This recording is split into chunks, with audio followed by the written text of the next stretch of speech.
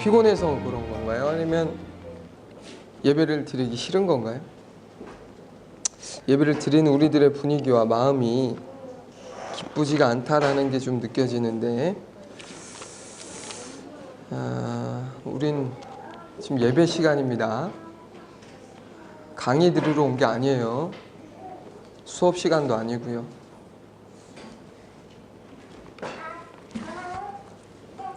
겸손한 마음으로 하나님 앞에 온전한 예배를 드렸으면 좋겠습니다.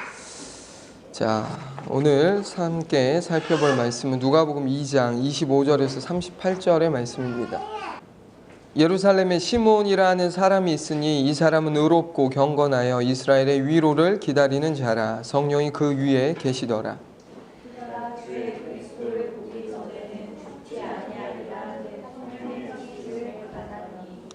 성령의 감동으로 성전에 들어가매 마침 부모가 율법의 관례대로 행하고자 하여 그 아기 예수를 데리고 오는지라. 주제여, 이제는 말씀하신 대로 종을 평안히 놓아 주시는도다. 이는 만민 앞에 예비하신 것이요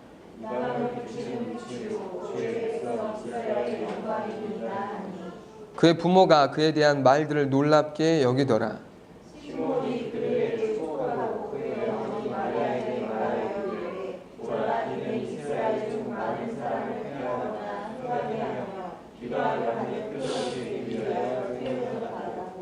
또 칼이 내 마음을 찌르듯 하리니 이는 여러 사람의 마음의 생각을 드러내려 함이니라 하더라.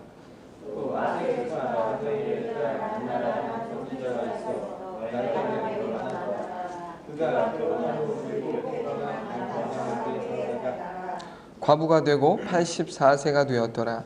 이 사람이 성전을 떠나지 아니하고 주야로 금식하며 기도함으로 섬기더니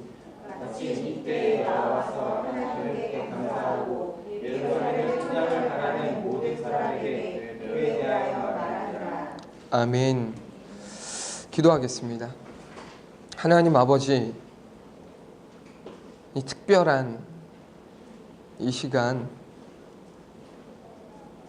하나님 앞에 예배를 드리러 이 자리에 나와 있습니다. 오늘은 특별하지만 우리의 마음이 특별한지는 잘 모르겠습니다. 특별하신 하나님 앞에, 특별한 은혜를 부어주신 하나님 앞에 세상에서 가장 준비된 모습으로, 가장 아름다운 것으로 하나님 앞에 드리기에도 부족한데 다져지지도 준비되어 있지도 않은 것 같은 모습으로 나와 있는 우리의 연약함들을 주여 회개하오니 용서하여 주옵소서. 하나님, 우리의 마음을 다 알고 계시고 우리의 중심을 살피고 계신 하나님이십니다. 하나님, 예배라고 하는 이 행위에 하나님,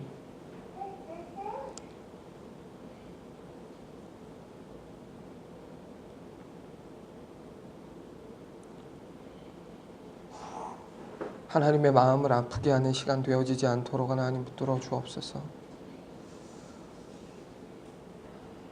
어린아이로부터 어른에 이르기까지 겸손하게 하시고 하나님 앞에 예배를 드린다라고 하는 바른 의식을 가지고 이 시간 온전한 예배를 드리기에 부족함이 없도록 성령이여 우리를 충만케 하여 주시옵소서. 우리의 마음과 생각을 주장하여 주시옵소서. 흐트러지고 준비되어 있지 않은 것들은 정결케 하여 주시어 하나님의 받으시고 흠양하실 수 있도록 새롭게 하여 주옵소서. 감사드렸고 살아계신 예수님의 이름으로 기도했습니다. 아멘.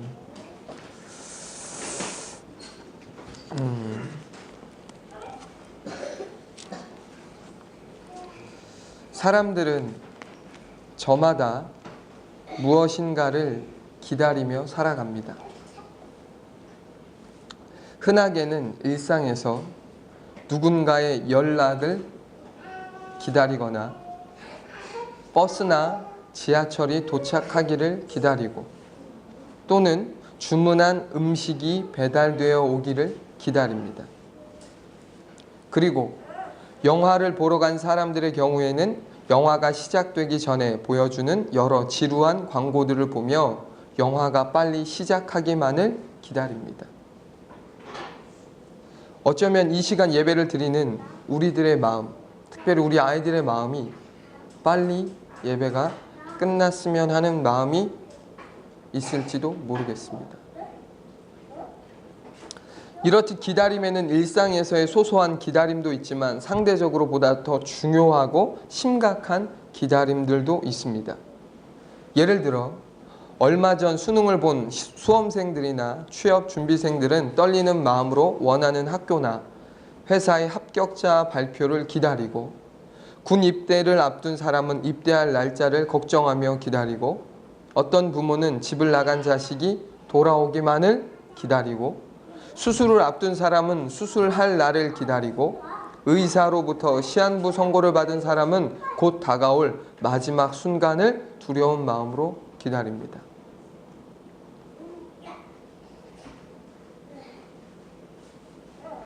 여러분은 지금 무엇을 기다리고 계십니까?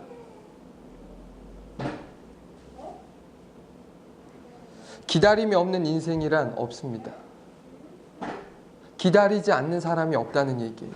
무언가는 다 기다리고 사람들은 살아가고 있습니다. 그렇게 혹자의 말처럼 인생은 기다림의 연속이라는 말은 누구도 부인할 수 없는 사실이고 진실입니다. 다 기다려요. 저도 기다리고 여러분들도 기다리고 다 기다립니다. 여기서 중요한 사실은 무엇입니까? 기다리되 무엇을 기다리며 살아가느냐입니다. 다 기다려요. 그런데 그 기다림이 무엇을 위한 기다림이냐라는 사실이죠.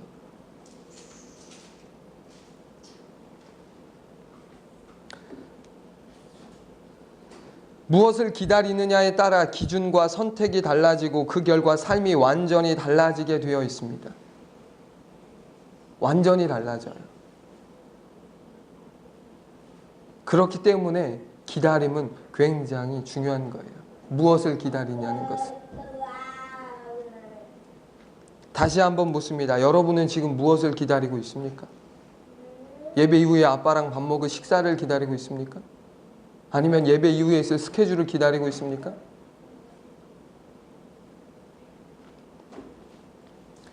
오늘 함께 살펴볼 본문의 내용을 보면 평생토록 무언가를 간절하게 기다린 두 사람에 대해서 소개하고 있습니다. 본문에서 먼저 소개되고 있는 사람은 시므온이라는 사람인데 우리는 그 사람에 대한 정보를 본문 25절을 통해 확인할 수 있습니다. 25절 한번 읽어볼게요. 시작. 예루살렘에 시므온이라는 사람이 있으니 이 사람은 의롭고 경건하여 이스라엘의 위로를 기다리는 자라. 성령이 그 위에 계시더라. 아멘. 시므온이라는 이름은 하나님이 들으셨다라는 뜻의 이름인데 당시 시므온이란 이름은 매우 흔하디 흔한 이름이었습니다. 오늘날로 치면 교회 안에서 제일 많은 이름 뭐예요? 예은이, 은혜, 뭐 이런 이름인 거죠. 흔하디 흔한 이름이에요. 교회 안에서 너무 흔한 이름들.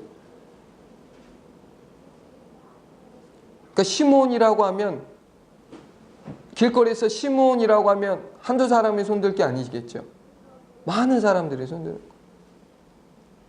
너도 나도 시므온인 거예요, 남자들.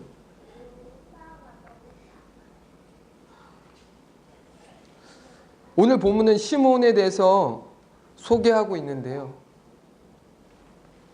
흥미로운 사실은 뭐냐? 시므온에 대한 세 가지 설명 안에 그 사람에 대한 구체적인 정보가 소개되어 있지 않다라는 것입니다. 시므온이 되게 많아요. 그렇다면 반대로 생각하면 그 시므온이 어떤 시므온인지에 대해서 정확하게 딱 집어줘야 되잖아요. 근데 그 많고 많은 시므온들 중에 어떤 시므온을 두고 이야기하는지에 대해서 이야기하고 있지 않다라는 거예요. 그렇게 우리는 본문에서 소개되고 있는 시므온이 누구이며 어떤 사람인지에 대해서는 정확히 알 수가 없습니다. 몇몇 학자들의 주장에 따르면 본문에 소개된 시므온이 유대 랍비 힐렐의 아들이요 가말리엘의 아버지로 AD 13년에 산헤드린 공회의 수장이 된 사람이라고 말하기도 하는데 이것은 막연한 추측일 뿐 정확한 사실은 아닙니다. 성경은 의도적으로 시므온에 대해 구체적인 정보를 제공하지 않고 있습니다. 이것이 무엇을 의미할까요? 왜 구체적으로 이야기하고 있지 않을까요? 그 사람이 누구인지에 대한 관심을 가지지 말라는 것입니다. 성경이 보여주는 데까지 보며 성경이 알려주는 것만큼 알려고 해야 합니다. 이것이 건강한 관점이에요. 성경이 알려주지 않으려고 하는 것을 알려고 하는 것, 그리고 자기 해석을 집어넣는 것, 그건 건강하지 않습니다. 그것을 벗어나면 성경의 원저자이신 하나님의 의도를 벗어날 수밖에 없고 그렇게 되면 엉뚱하고 위험한 해석을 할 수밖에 없습니다. 자기의 상상력을 불어넣어요. 그리고 이것이 하나님이 주신 깨달음이래요. 웃기지 말라고 하세요. 말 같지도 않은 소리예요. 그건 자기의 상상이고 그냥 자기가 느끼는 느낌일 뿐이에요. 성경에 더하지도 말고 빼지도 말라고 분명히 말씀하고 있어요.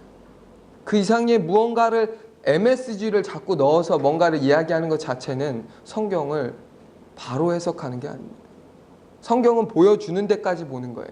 알려주는 데까지만 아는 거예요. 왜? 그 이상 필요하지 않기 때문에 우리에게 그만큼만 보여주시는 거죠. 하나님은 의도적으로 시몬이라는 사람의 정체를 감추시고 대신 그 사람이 가졌던 세 가지 신앙의 특징만을 소개하고 있습니다. 시몬에 대한 성경의 첫 번째 특징, 설명은 무엇이냐?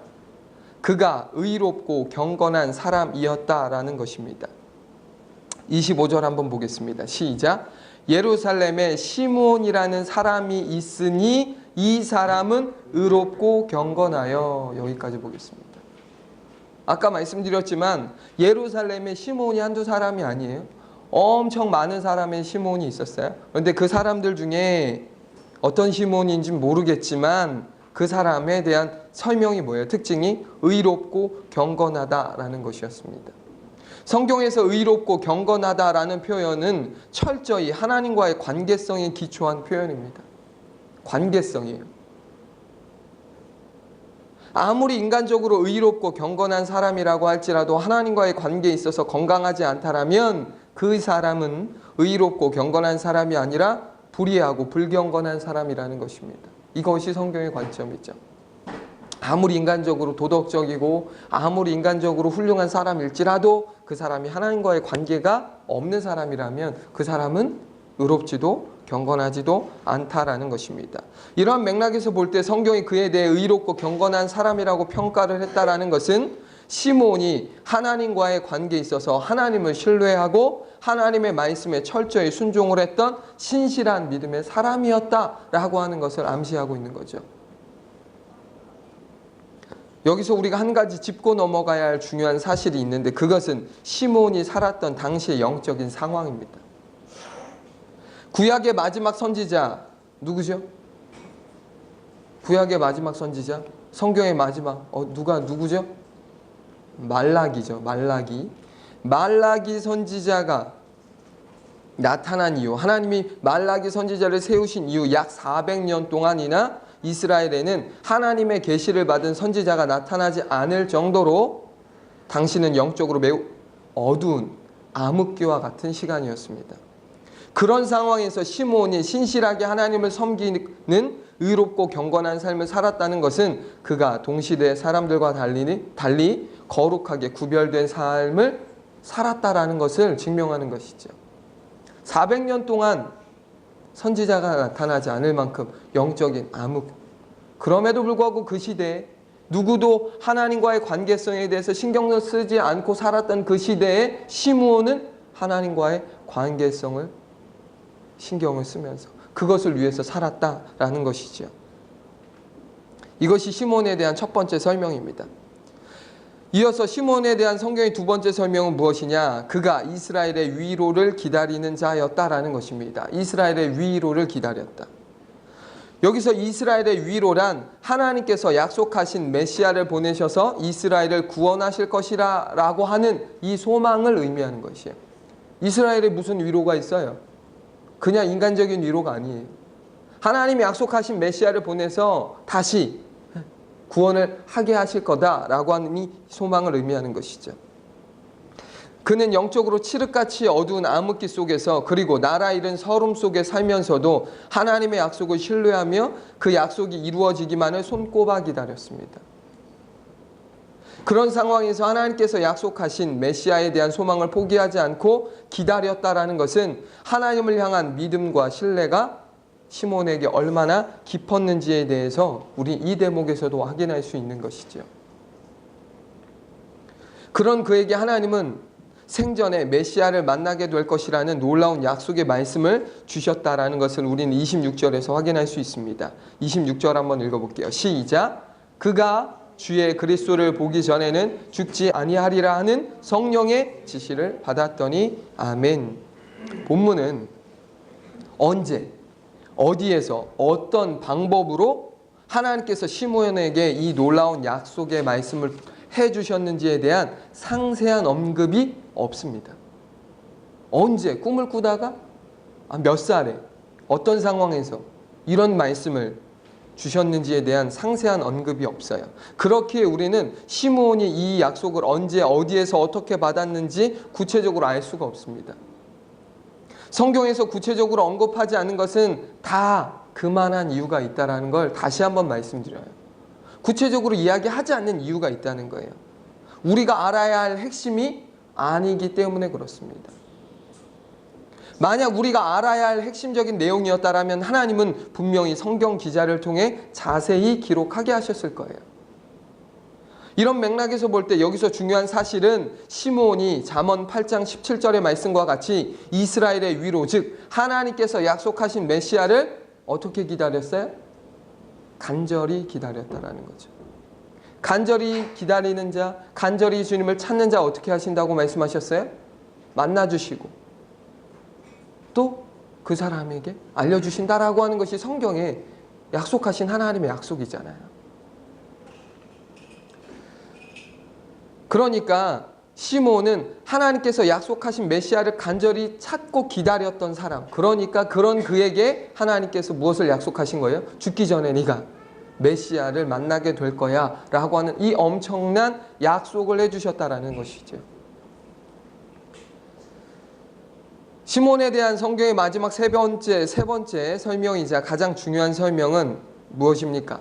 성령께서 시몬 위에 계셨다라는 것입니다. 25절 하반절에 보면 성령이 그 위에 계시더라 라고 되어 있습니다. 여기서 계시더라로 번역된 헬라어는 엔이라고 하는데 이것은 뭐뭐이다 또는 뭐뭇이 있다라는 에이미 동사의 미완료 과거 시제로 동작의 반복이나 진행의 의미를 갖습니다. 본문의 내용을 문법의 의미를 그대로 살려서 해석하면 이런 거예요. 성령께서 시므온 위에 계시되 일시적으로 잠깐 계셨던 것이 아니라 계속해서 시므온 위에 계셨다라고 하는 의미가 되는 것입니다. 잠깐 계신 게 아니라 계속해서 항상. 이것이 무엇을 의미합니까? 시므온이라는 사람은 성령으로 충만한 삶, 날마다 성령의 임재 가운데 살았던 사람이었다라는 것입니다.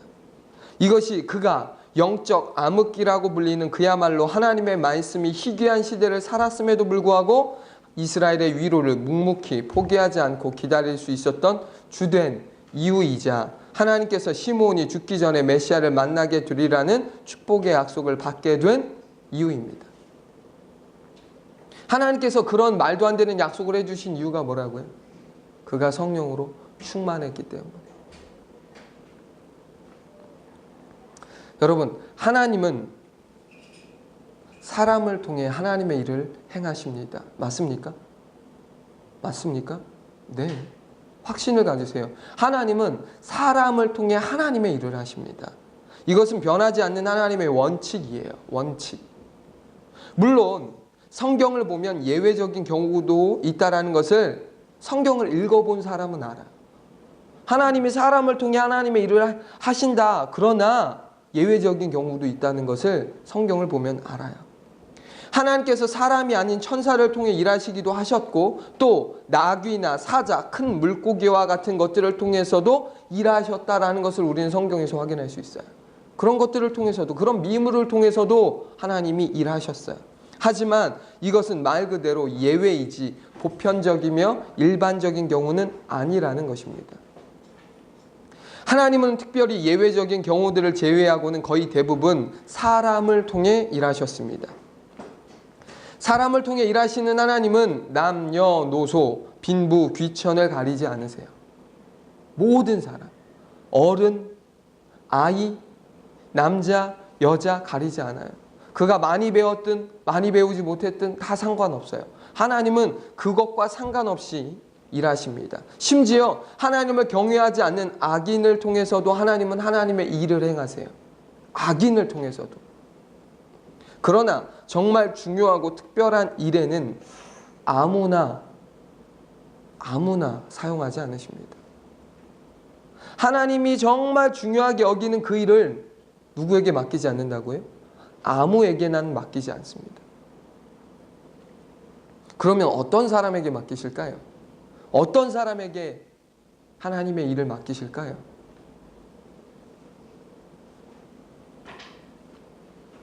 성령으로 충만한 사람. 성령으로 충만한 사람에게 하나님의 일을 맡기세요. 그 사람을 통해 하나님은 하나님의 일을 하세요.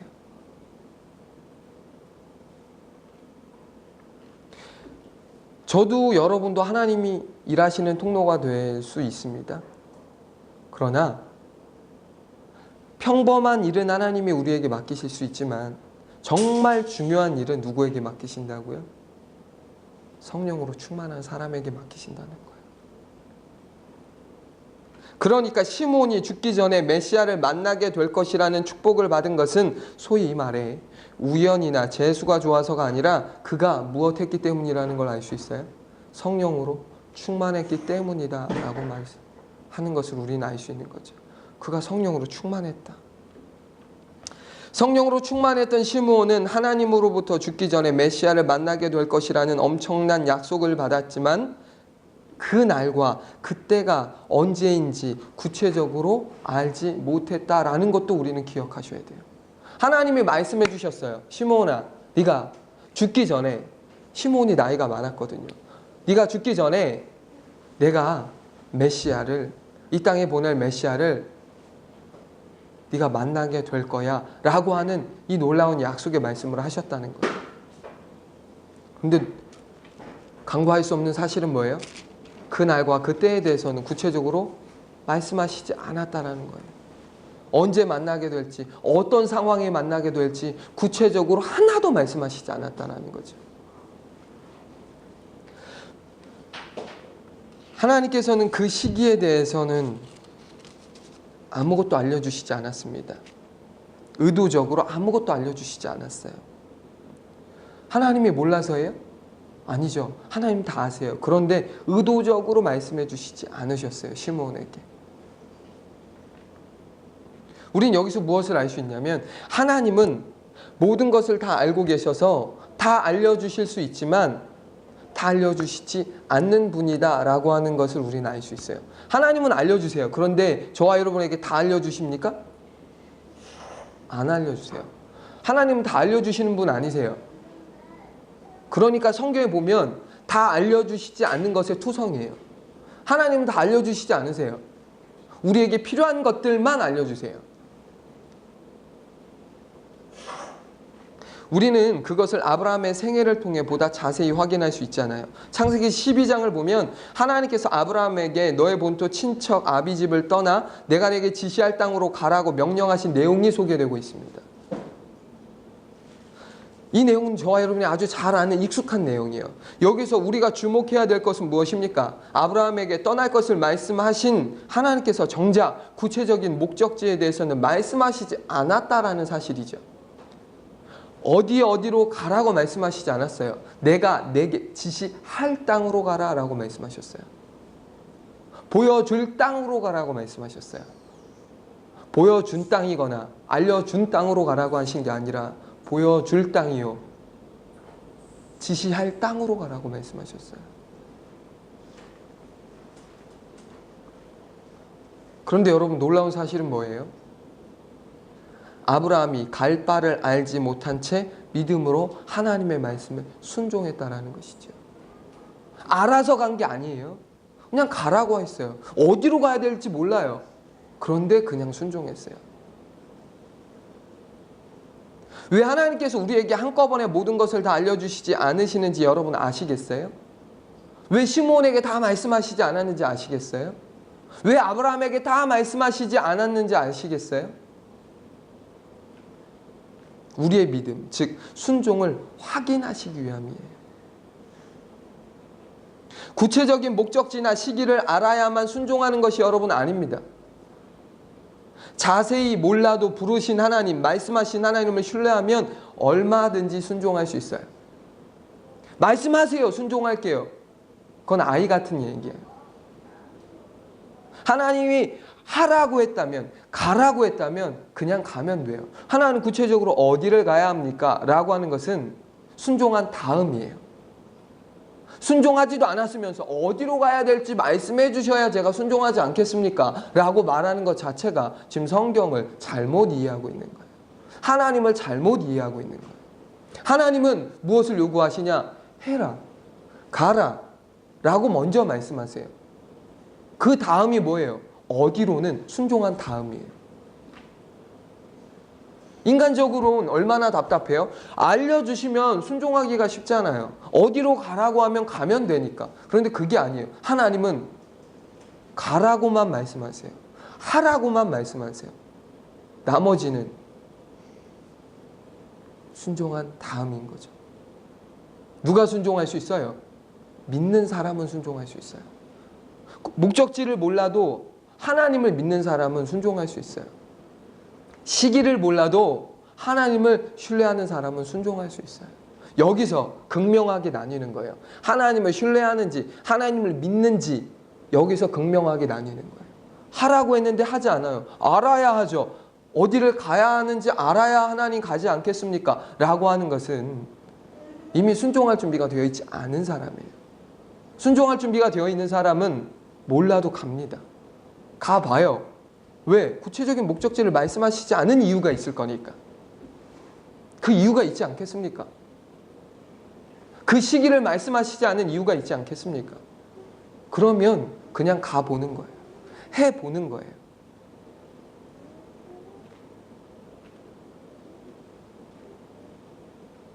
하나님께서 아브라함에게 가라고만 말씀하셨나요? 아들을 죽이라고도 말씀하셨어요. 번제로 드리라고 말씀하셨어요. 그런데 그거에 대해서 그 이유에 대해서 구체적으로 하나님 말씀하시지 않았고 그렇게 하게 하시는 의도에 대해서도 말씀하시지 않았어요. 근데 그 의도를 언제 알게 됩니까? 순종하고 나서 알게 되는 거잖아요. 이게 하나님이 우리에게 알려주시는 방법이고 과정의 프로세스예요. 그러니까 우리가 저와 여러분이 해야 될 건 뭐예요? 구체적인 목적지, 시기가 아니라 그냥 순종이에요. 따르는 거예요. 하라 했으면 하는 거예요. 가라 했으면 가는 거예요. 막연하죠. 추상적이죠. 애매하죠. 근데 그걸 원하세요. 애매하고 추상적이고 모호한 그 상황에서 네가 순종할 수 있겠니? 아무것도 보장되지 않는 상황에서 너 순종할 수 있겠니? 그럴 수 있는 사람은 하나님에 대한 믿음이 있는 사람인 거죠. 하나님은 우리가 믿음으로 순종할 수 있는지를 보시기 위해서 의도적으로 다 알려주시지 않으세요. 아브라함에게도 그랬고 시므온에게도 그랬고 저에게도 여러분에게도 마찬가지입니다. 순종하는지가 그 여부를 확인하고 싶으신 거죠. 본문에서 소개되어진 시므온 역시 구체적인 시기와 때를 알지 못했지만 믿음으로 메시아를 만나게 될 날을 기다리고 또 기다렸습니다. 언제인지 몰라요. 알면 참 편하잖아요. 그날 기다리면 되니까. 근데 매일매일 기다리는 거예요. 매일매일. 오늘이 혹시 그날인가?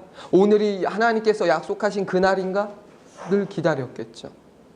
그러던 어느 날 성령께서 갑자기 시몬으로 하여금 급히 성전 뜰 안으로 들어가게 하셨다라는 것입니다. 27절 읽어볼게요. 시작.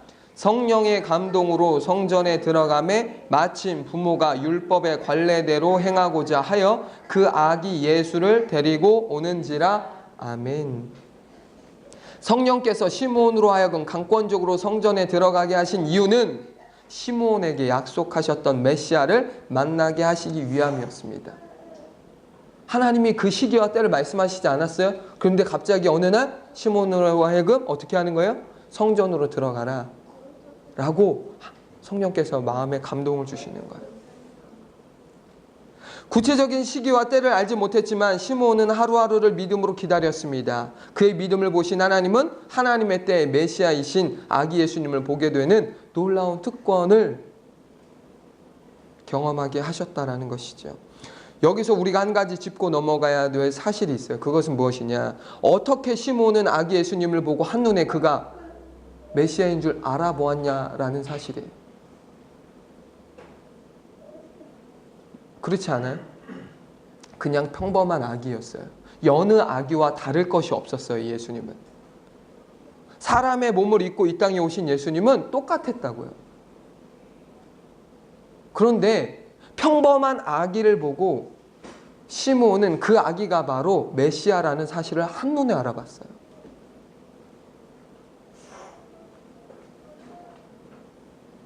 어떻게 알아보았냐는 거예요. 뭐 광채라도 났으면 모르겠는데 그렇지 않아요? 그런 것도 아니란 말이에요. 머리에 금관이라도 썼으면 모르겠지만 그런 것도 아니란 말이에요. 그런데 어떻게 시몬은 한 번에 한눈에 아기 예수님을 보고 예수님이다 라고, 저분이 바로 우리를 구원하기 위하여 오신 메시아다 라고 하는 사실을 알아볼 수 있었느냐라는 것이죠.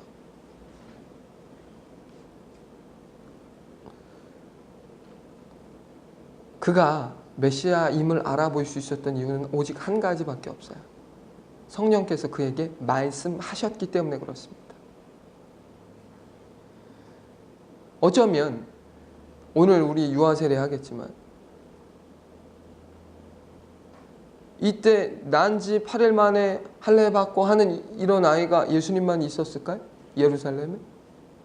그러지 않았을 거예요. 그렇죠?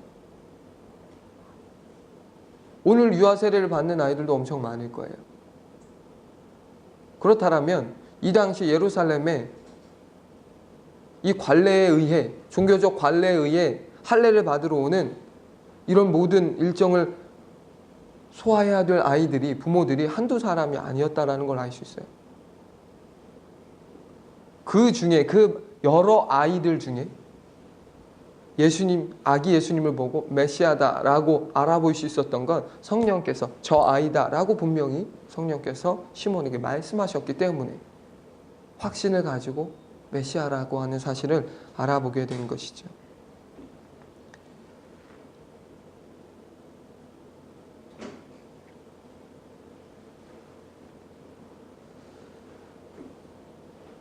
이것이 성령으로 충만했던 시몬의 모습을 우리는 다시 한번 확인할 수 있는 대목이에요.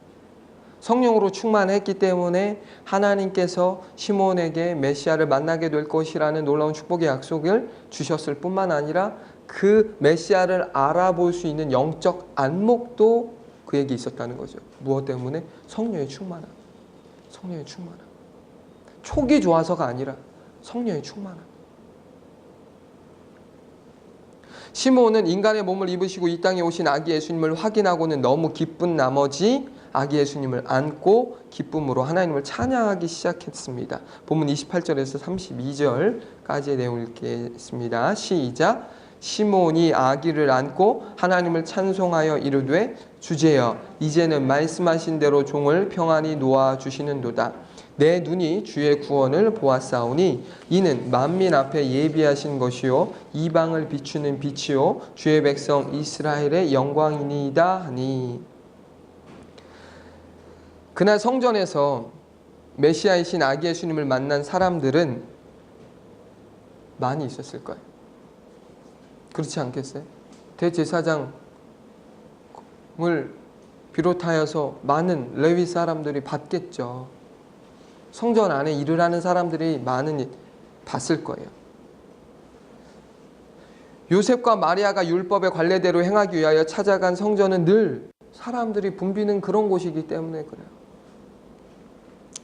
그러나 중요한 것은 아기 예수님이 메시아인 것을 알아보는 사람은 거의 없었다라는 사실이죠. 그냥 평범한 아기라고 생각했을 거예요. 그러나 오늘 본문에는 시므온 외에도 아기 예수님이 바로 하나님께서 약속하신 메시아라는 사실을 알아본 또 다른 한 사람이 있다는 것을 소개하고 있습니다. 그 사람이 누구죠? 안나라는 여인이었어요. 안나. 본문 36절에서 38절까지의 내용을 읽어볼게요. 시작. 또 아셀 지파 바누엘의 딸 안나라는 선지자가 있어 나이가 매우 많았더라. 그가 결혼한 후 7해 동안 남편과 함께 살다가 과부가 되고 84세가 되었더라. 이 사람이 성전을 떠나지 아니하고 주야로 금식하며 기도함으로 섬기더니 마침 이때에 나와서 하나님께 감사하고 예루살렘의 속량을 바라는 모든 사람에게 그에 대하여 말하니라. 아멘. 시몬에 대해서 소개할 때는 그의 신앙적 특징들에 대해서만 언급했던 것과 달리 안나라는 여인에 대해서 소개할 때는 보셔서 아시겠지만 그 여인의 구체적인 출신과 배경에 대해서 자세히 소개하고 있습니다. 어떤 사람인지. 아니 시몬에 대해서는 그 이름도 참 많은 흔하디 흔한 이름인데 그러면 상식적으로 생각해 보면 그 사람에 대해서 더 정확하게 이야기해 줘야 될 것 같은데 그러지 않고 시몬에 대해서는 이야기하지 않았는데 안나라는 사람을 소개할 때는 굉장히 자세히 그 사람의 출신과 배경에 대해서 소개하고 있다는 거예요. 성경은 안나라는 여인을 소개하면서 그녀가 아셀 지파에 속한 바누엘의 딸임을 가장 먼저 밝힙니다. 그 사람이 누구인지 아주 정확하게 소개하는 거예요. 지금 바누엘의 딸이다. 그리고 아셀 지파에 속한 사람이다. 여기서 언급한 아셀 지파는 야곱의 8번째 아들의 이름입니다. 성경에서 굳이 그녀의 출신에 대해서 구체적으로 언급한 이유는 그녀가 야곱의 후손, 즉 믿음의 후손임을 강조하기 위함이었다라는 거예요. 믿음의 후손이었다라는 거죠. 예수님께서 탄생하신 당시 우리가 알아야 될 게 있어요. 예수님께서 탄생하신 당시는 이스라엘의 12지파 중 바벨론 포로에서 귀환한 어떤 지파와 어떤 지파만이 왕성하게 활동하던 시대였죠. 유다와 베냐민 지파 사람들만 거의 있었어요. 왜요?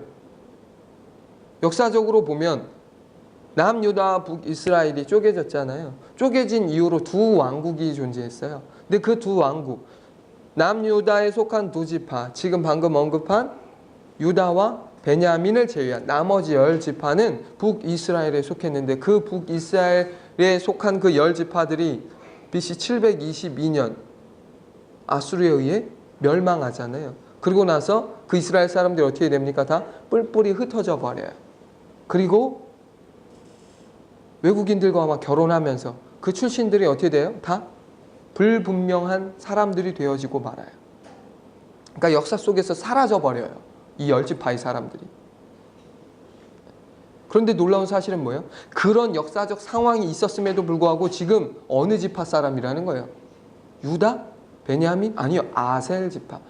10지파 중에서도 비중이 크지 않았던 그 지파의 한 사람.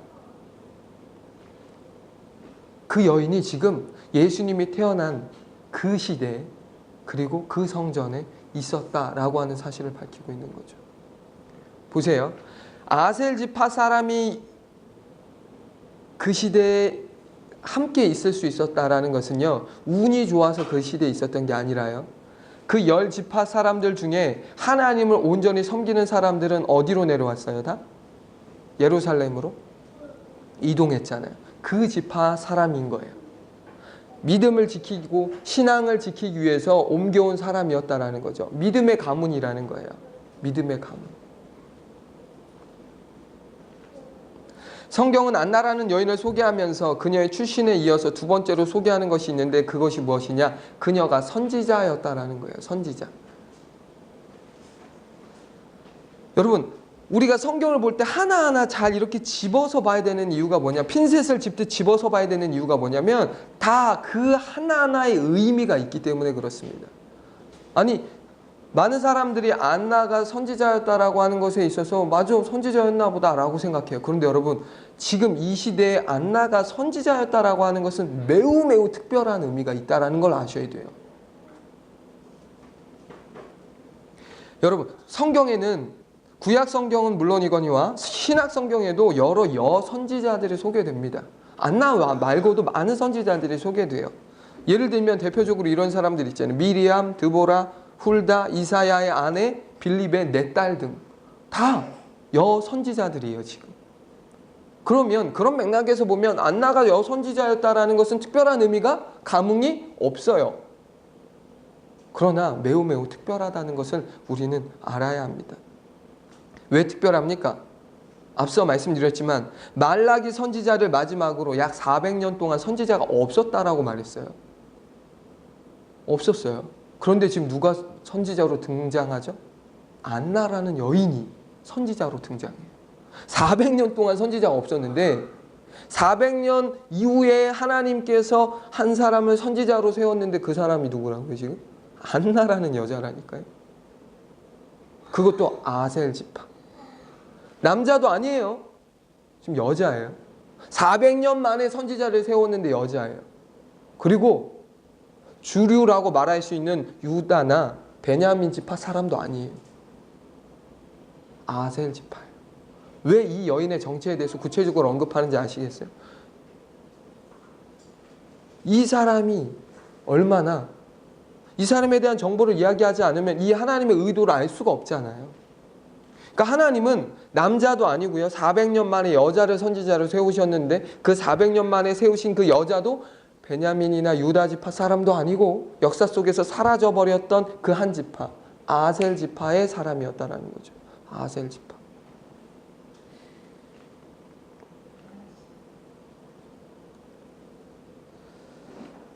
수백 년 동안, 400년, 수백 년이라고 하면 뭐 구체적으로 말하면 약 400년이죠. 400년 동안 선지자가 없던 시대에 안나가 선지자로 세워졌다.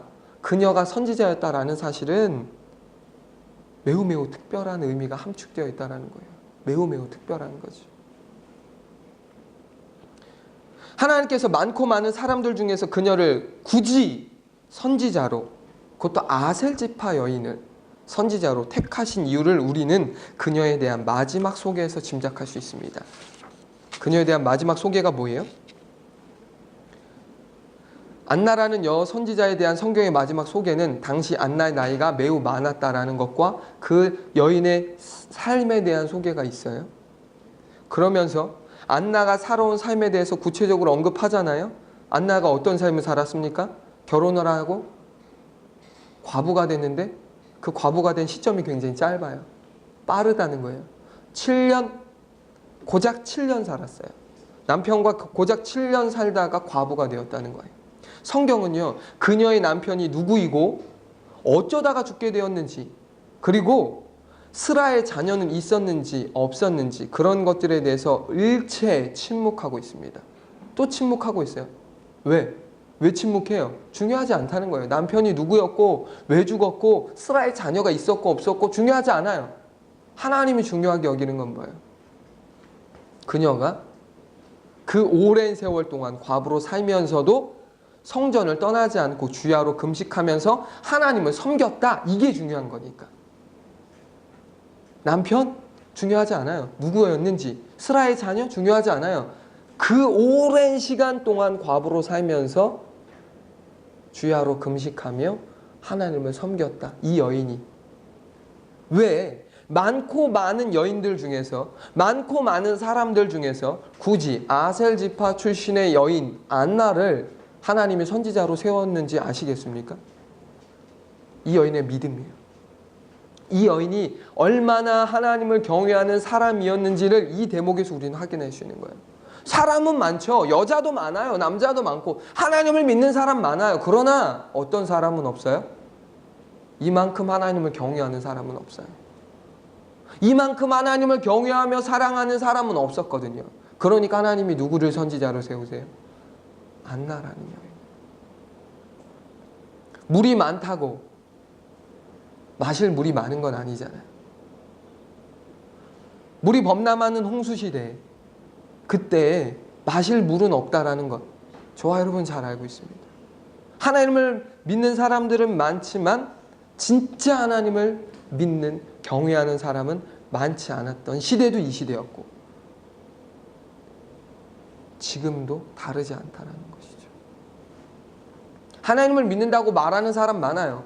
저 하나님 믿습니다. 신앙생활 합니다. 라고 말하는 사람 많습니다. 그러나 여러분 하나님이 선지자로 세우고 하나님이 택하셔서 하나님의 일을 맡기는 사람은 누구밖에 없어요? 하나님을 신실하게 경외하는 사람밖에 없다는 사실을 보셔야 돼요. 없어서 없는 게 아니에요. 있죠. 그런데 그만큼 간절하게 하나님을 찾고 기다리고 사랑하고 경외하는 사람은 안나밖에 없었어요.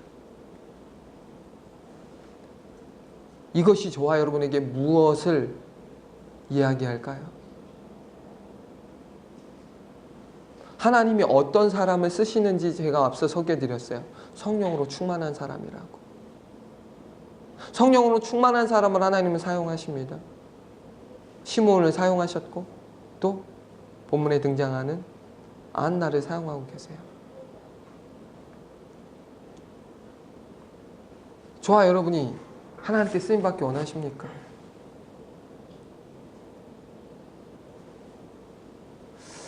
반응이 없는 걸 보면 사모함이 없으신 것 같기도 하고. 여러분 하나님이 저와 여러분을 안나와 같은 사람으로 사용하기 원하십니까? 이럴 땐 진짜 아멘이 나와야 돼요. 우리가 아멘의 인생, 전요 아멘을 유도하는 설교 안 하는 거 아시죠? 아멘 하세요 이런 얘기 안 해요. 저는 그런 거 별로 좋아하지 않으니까. 그런데 이럴 땐 진짜 아멘 하셔야 돼요. 하나님이 여러분을 안나와 같은 사람으로 사용하기 원하십니까? 라는 이 질문에는 아멘이라는 마음의 고백이 진짜 나와야 돼요. 하나님 저도 안나와 같이 쓰임받게 해주십시오. 왜 안나와 같이 쓰임받게 해달라는 고백이 안 나와요? 남편을 떠나보내면 어떡해 하나님이. 그래서 생과부 만들면 어떡해요? 호레비 만들면 어떡해요? 라고 하는 이것 보지 마시고 그럼에도 불구하고 그런 모든 것, 그런 열악한 환경에서 여러분 아시잖아요. 당시 과부로 산다는 건요 진짜로 힘들었던 시대잖아요. 아무것도 보장이 되어지지 않는 그런 시대였잖아요. 그런 상황에서 과부로서 홀로 하나님을 끝까지 섬겼다는 건 대단한 거예요. 정말. 저와 여러분에게 있어서 하나님이 원하시는 믿음이 이런 믿음이라는 거죠. 상황, 환경 그게 아니라 그런데 하나님을 섬기는 거죠. 그런데 하나님을 섬기는 거. 그러니까 여러분 정리해 볼게요. 시므온과 안나가 아기 예수님, 메시아이신 아기 예수님을 만나게 된 건 우연입니까? 재수가 좋아서야? 아니라는 거예요. 그 두 분의 그 두 사람의 삶을 면밀히 살펴보면 하나님이 칭찬하실 수밖에 없는 조건을 가진 거죠. 하나님이 이 말씀 앞에 서 있고 이 말씀을 듣고 있는 저와 여러분에게 원하시는 게 뭐예요? 지금 이 시대의 시므온과 이 시대의 안나를 원하신다라는 사실이고 찾으신다는 사실이죠. 말씀을 정리하려고 해요. 여러분 기다림은 참으로 지루한 일 맞죠? 기다리는 것을 좋아하시는 분 계신가요? 기다림을 좋아하는 사람은 많지 않아요. 잠깐 기다리는 거야 좋아할 수 있어요. 그런데 기약이 없는 기다림이에요. 기약이 없어요. 그걸 기다리는 것이 쉽습니까? 쉽지 않습니다. 절대 쉽지 않아요. 애간장이 녹아버려요. 그런 기다림을 경험해 보셨지 않나요? 전 어려서부터 무엇에 대한 기다림이 있었냐면 화목한 가정이라고 하는 기다림이 제게 있었거든요. 우리 집은 언제쯤 화목할까? 그런 날은 오지 않더라고요. 근데 그것이 저에게 있어서 제 삶에 있어서 되게 중요한 가치가 되었어요. 화목한 가정. 그것을 늘 기다리고 꿈꾸며 살았죠. 그것 외에도 기다리고 꿈꿨던 건 되게 많아요. 지금도 기다리고 있고요. 앞서 말씀드렸던 것처럼 우리 모두는, 저도 그렇고 여러분도 그렇고 다 기다린다니까요. 근데 그게 시일이 정해진 기다림도 있고 시일이 정해져 있지 않은 기다림이 있어요. 시일이 정해져 있는 기다림도 기다리기가 힘들어요. 그런데 시일이 정해져 있지 않은 기다림은요, 말할 수 없이 힘들어요. 지쳐요.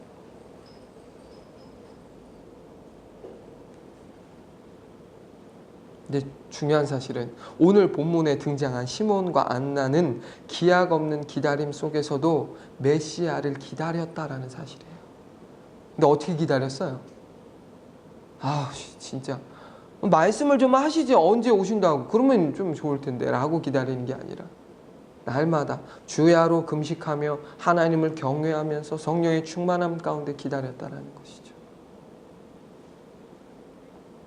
그렇게 기다린 결과 그들은 아기 예수님을 직접 보게 되어지는 놀라운 은혜와 축복을 받았다라는 사실. 그들이 그렇게 기다릴 수 있었던 이유는 한 가지, 성령의 충만. 기다림을 잘하는, 훈련이 잘 된 사람 없습니다, 여러분. 그런 사람 없어요. 기다림을 좋아하는 사람도 없고요. 기다림을 잘 기다리는 사람도 없어요.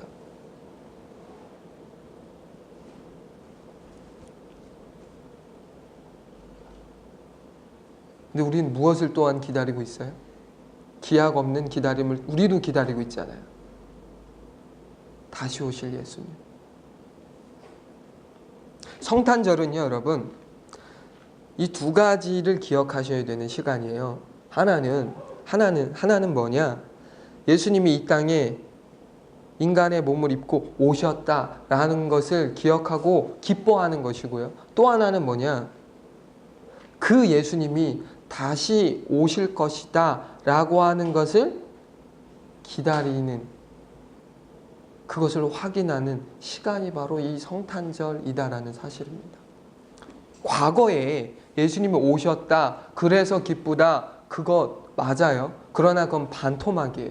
진짜 또 다른 반토막은 뭐예요? 그분이 다시 오실 거다. 그런데 중요한 사실은 그때와 시기는 하나님이 의도적으로 침묵하셨다. 그 막연한 기다림을 누가 기다릴 수 있습니까? 기쁘게 누가 기다릴 수 있습니까? 정말 메리하게 크리스마스 누가 할 수 있습니까?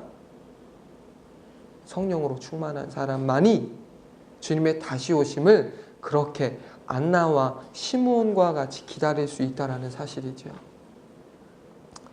그러니까 우리는 오늘 성탄절이라고 하는 이 귀한 날을 오신 예수님으로 인하여 기뻐하면서 또 오실 예수님에 대한 기다림과 기대함을 가지고 이 날을 보내야 한다는 사실을 여러분에게 말씀드리고 싶은 거예요.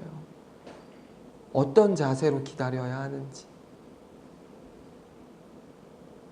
혹시 내가 진짜 기다리기는 하는지를 정직하게 물어보셔야 돼요. 내가 다시 오실 예수님을 기다리고 있긴 한가? 엉뚱한 것을 기다리며 살고 있진 않은가? 이게 저에게 또 들려졌던 질문이었고, 그러면서 반성이 되는 거예요. 왜요? 시므온과 안나처럼 살지 않는 저의 모습도 그렇지만 엉뚱한 것을 기다리며 살아가고 있는 저를 보게 됐거든요. 여러분만 엉뚱한 것을 기다리며 사는 게 아니라 설교를 하고 있는 저도 엉뚱한 것을 기다리며 살고 있더라고요.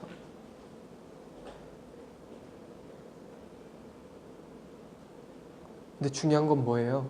엉뚱한 걸 기다리면요, 엉뚱한 결과가 도출된다라는 것을 아셔야 돼요. 삶의 결과가 엉뚱함으로 끝난다라는 것이죠. 저와 여러분에게 있어서 진짜 기다림이라고 하는 이 우리 인생에서 분리할 수 없는, 빠질 수 없는 이 핵심, 기다림. 그런데 무엇을 기다리느냐라고 했을 때 우리 스스로가 기쁘게 또 확신을 가지고 말할 수 있어야 될 게 뭐예요?